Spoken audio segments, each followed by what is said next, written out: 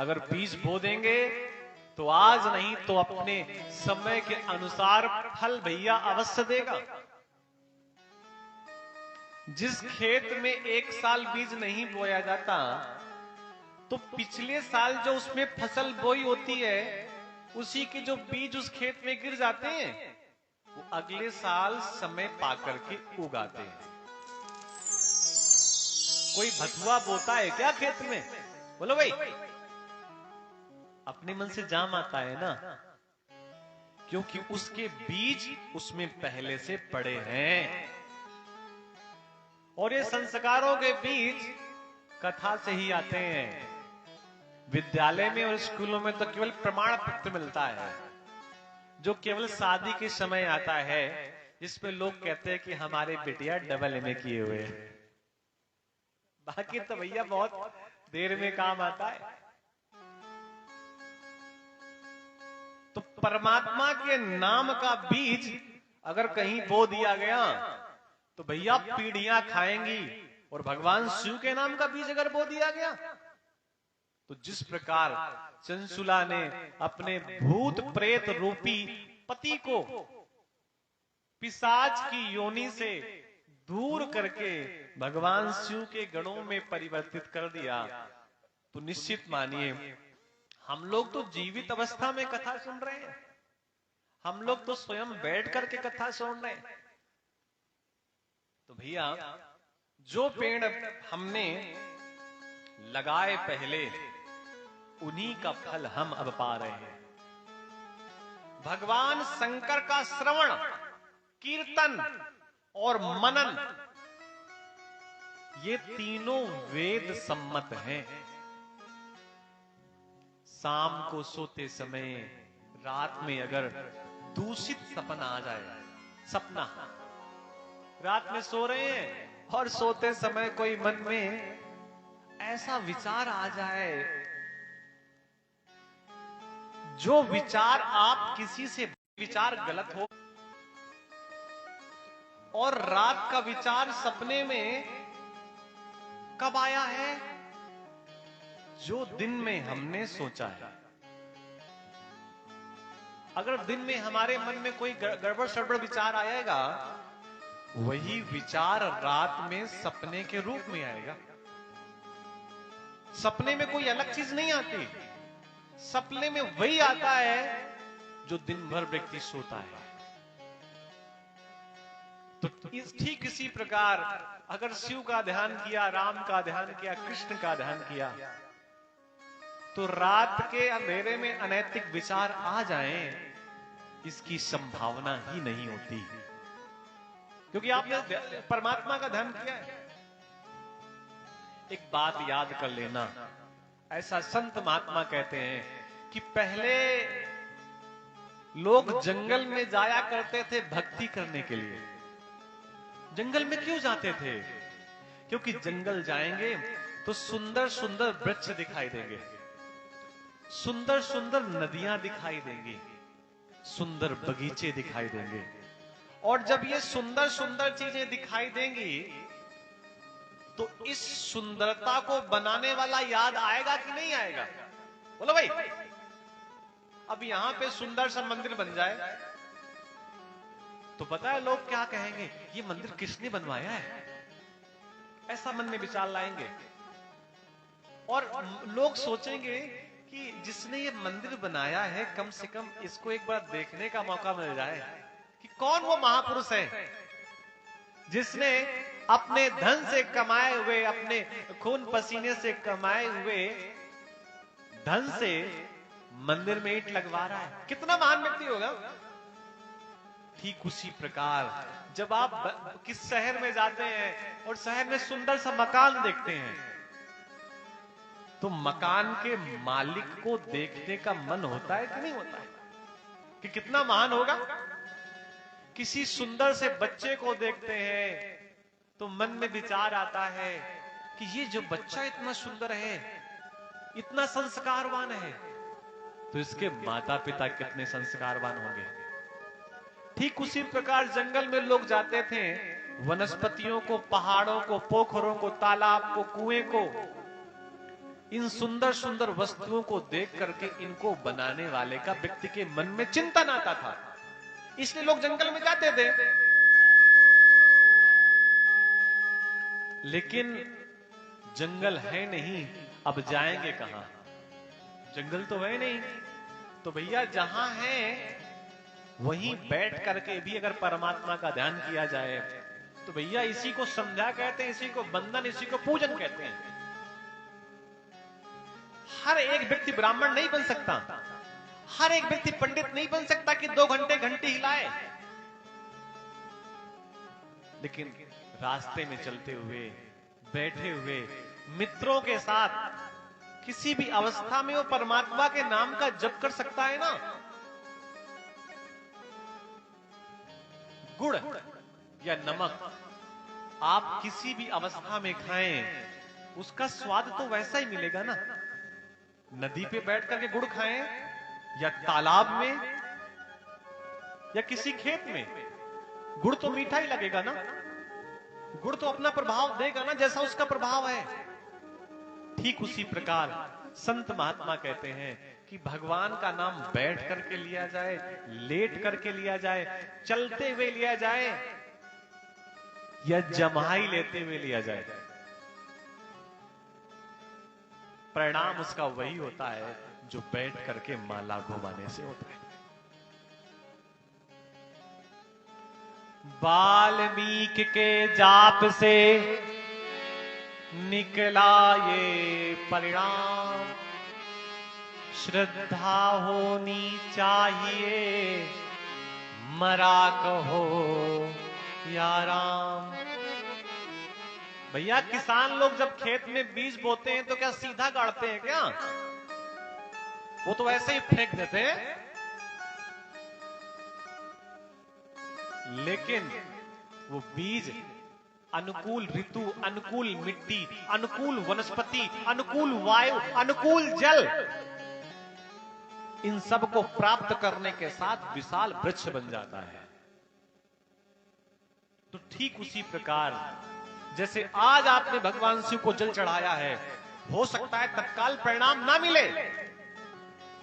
बहुत बार तो ऐसे घटनाएं घटती हैं कि लोग कांवड़ लेकर के जाते हैं, रास्ते में दुर्घटना हो जाती है, चोट आ जाती है, लोग भगवान को दोष देने लगते हैं।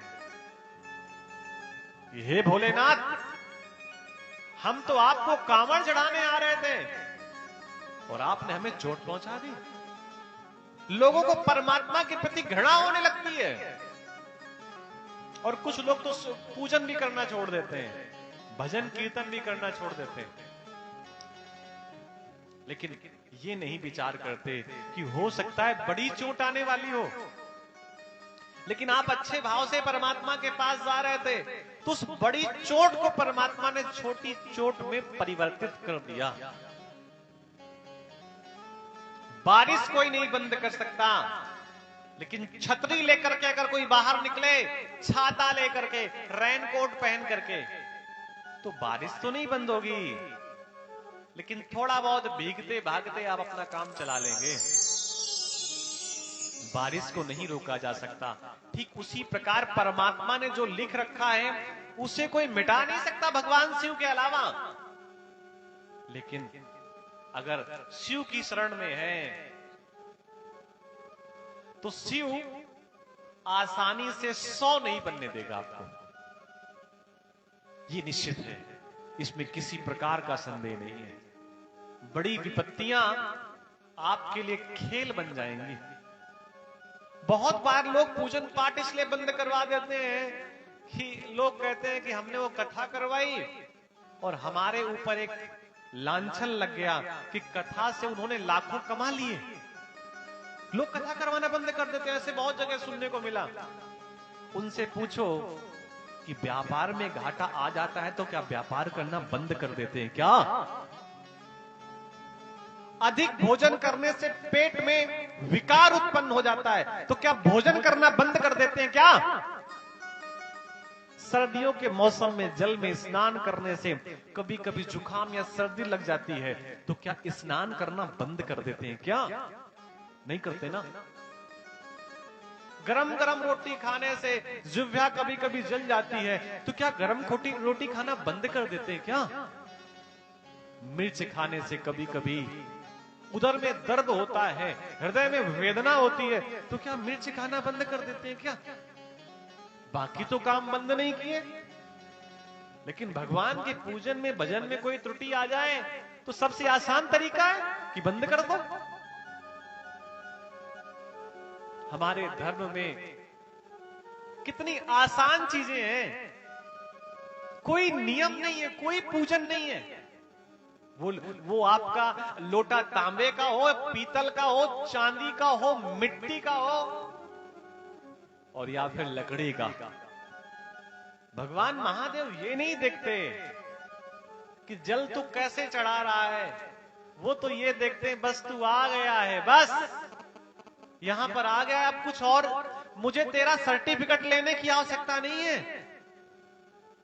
कथा के प्रारंभ में मैंने आपसे आज कहा था कि जगन्नाथ में भगवान की आंखें बड़ी बड़ी हैं, श्रीनाथ में भगवान की आंखें छोटी हैं, और बद्रीनाथ में तो भगवान आंख बंद किए बैठे हैं। बद्रीनाथ में भगवान की आंखें खुली नहीं है। आंखें कैसी हैं? बोलो, बंद हैं। तो किसी भक्त ने भगवान से पूछा कि आखिर आप आंख बंद किए क्यों बैठे हैं, और आप आंख बंद करके क्या संदेश देना चाहते हैं? तो भगवान ने कहा कि जो व्यक्ति मेरे द्वार तक आ जाता है, अब इसके गुण और अवगुण देखने की कोई आवश्यकता नहीं है। अगर यहां पर आ गया है तो भैया हमें तो उसे पार ही करना है। आप शिव के सन्मुख बैठ जाएंगे। जब आप मंदिर जाते हैं तो घंटा बजाते हैं, पता है इसका मतलब क्या है? इसका मतलब है कि जो भगवान सो रहे हैं, आप घंटा बजा करके जगाने का प्रयास करते हैं कि मैं भले ही ना देख सकूं। अरे आप तो देख लो, आपको तो 15 नेत्र हैं। तो भगवान को घंटा आते समय क्यों बजाया जाता है? कि भगवान को ये लगे मैं आ गया हूं, और जाते समय इसलिए नहीं बजाया जाता कि भगवान को ये लगे ये गया ही नहीं है। और आप घंटा बजा करके वहां से निकले, भगवान ने देखा अच्छा मेरे पास से आकर के मुझको पीठ दिखा के जा रहा है। भैया सुबह किसी से कह रहे थे, मुझे प्रसंग याद आ गया। भगवान के पास जाते हुए तो आप दिखाई दें, लेकिन भगवान को पीठ दिखा करके आए, उस समय घंटा ना बजाएं, क्योंकि भगवान को यह एहसास ही ना होने दें कि मैं तुम्हारे पास से जा रहा हूं। भगवान को लगे ये तो मेरे पास ही है।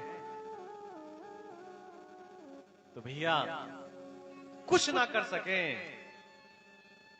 तो अपने बाएं हाथ के अंगूठे में ही स्नान करते समय जल चढ़ा करके नमः शिवाय का जप कर ले, शिवाय नमः का जप कर ले, ओम नमः शिवाय का जप कर ले। जिनका जनेऊ हो गया है और जो नित्य गायत्री जप करते हैं, उन्हें ओम लगा करके नमः शिवाय कहने का शास्त्र आदेश देता है।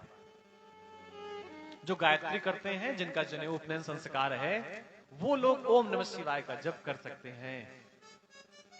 बाकी लोग नमः शिवाय, शिवाय नमः किसी प्रकार भी जप कर सकते हैं, कोई समस्या नहीं है, कोई मर्यादा नहीं है। आप जब चाहें, जिस स्थिति में चाहें, उस स्थिति में भगवान शिव का पूजन कर सकते हैं। केवड़ा छोड़ करके बाकी सारे पुष्प भगवान के ऊपर अर्पण करने की बात कही गई है। भगवान शिव में घी भी चढ़ाया जाता है, और किसी के ऊपर अगर बहुत ज्यादा कर्ज हो तो उसको अभिषेक किससे करना चाहिए? तेल से, सरसों के तेल से। घी से भी कर सकते हैं, लेकिन सरसों तेल से अभिषेक करने का विशेष महत्व बताया गया। अभिषेक अनेकों वस्तुओं से किया जाता है।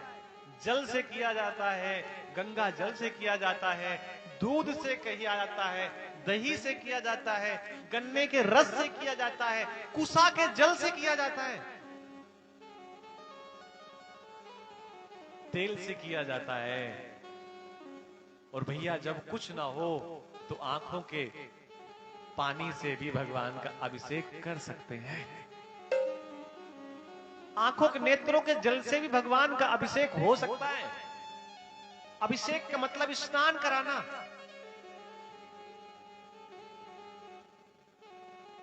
तो ये कभी छोड़ना नहीं चाहिए। बाकी सभी के पूजन के नियम हैं कि किस तिथि को पूजन करने से क्या लाभ मिलता है। एकादशी को नारायण का पूजन करना चाहिए। दशमी को भी घर में दीपक जलाने की बात कही गई, विजयदशमी। नवमी को राम का पूजन करना चाहिए, राम नवमी। अष्टमी को कृष्ण का पूजन करने के लिए कहा गया, क्योंकि कृष्ण जन्माष्टमी। सप्तमी को दुर्गा का पूजन करने के लिए कहा गया, संतान सप्तमी। छठ को हर्षठ माता का पूजन करने के लिए कहा गया। पंचमी को नागों का पूजन करने के लिए कहा गया, नाग पंचमी। चतुर्थी को गणेश का पूजन करने के लिए कहा गया, गणेश चतुर्थी।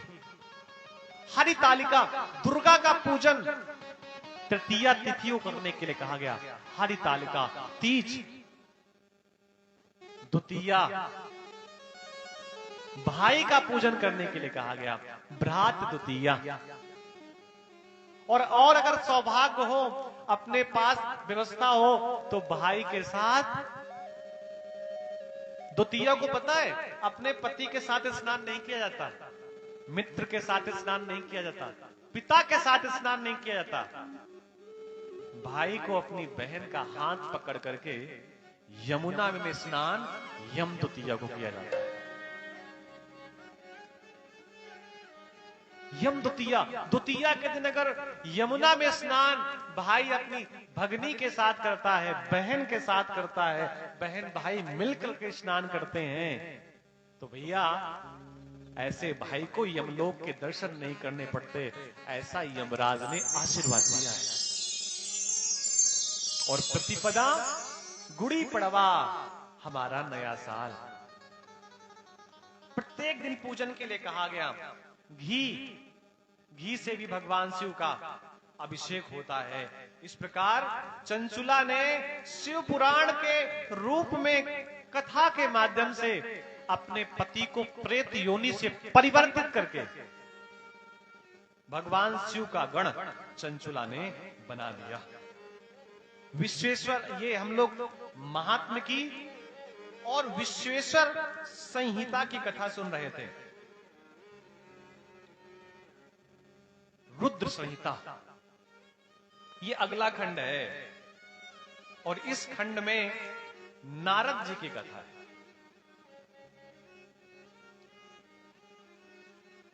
कि किस प्रकार नारद जी के मन की इच्छा पूरी भगवान शिव के माध्यम से हुई। जगतः पितरम शंभु जगतो मातरम शिवा तत्पुरुषस्य गणाधीशम नत्तैत दृढ़मयामहे। एकदा मुनया सर्वे नैमिषारण्यवासिनः प्रपंचूर्वरया भक्ताम सूतम ते शौनकादयः। सती के पिता दक्ष ने एक बार नारद को भयंकर श्राप दिया, भयंकर। और समझने का प्रयास करना, नारद जी हैं सन्यासी और सती के पिता हैं गृहस्थ। वैसे गृहस्थ का श्राप सन्यासी को नहीं लगता, लेकिन कुछ कारणों से दक्ष ने नारद को श्राप दे दिया। आप हमारे बच्चों को भड़काते, घंटों बैठ करके बच्चों को कथा सुनाते, परिवार से अलग होने की, विलग होने की, दूर रहने की। मैं तुम्हें श्राप देता हूं कि आज के बाद जितना समय गाय दूहने में लगता है, इससे ज्यादा देर तक तुम एक स्थान पर नहीं टिक सकते। नारद जी ने हाथ जोड़कर के आशीर्वाद ले लिया कि कोई बात नहीं, अभी तो मैं 2-4-5 घंटे बैठ करके एक जगह लोगों को कथा सुनाता हूं, लेकिन अब आपने हमारा समय निश्चित कर दिया कि गाय दूहने का जितना समय है उतनी देर मैं एक जगह रहूंगा, तो अब तो ज्यादा लोगों को कथा सुनाने का हमें मौका मिलेगा। हम नारद जी की कथा में आगे बढ़ते हैं एक सुंदर से गीत के साथ, सहारा लेकर के। बोलिए वृंदावन बिहारी लाल की।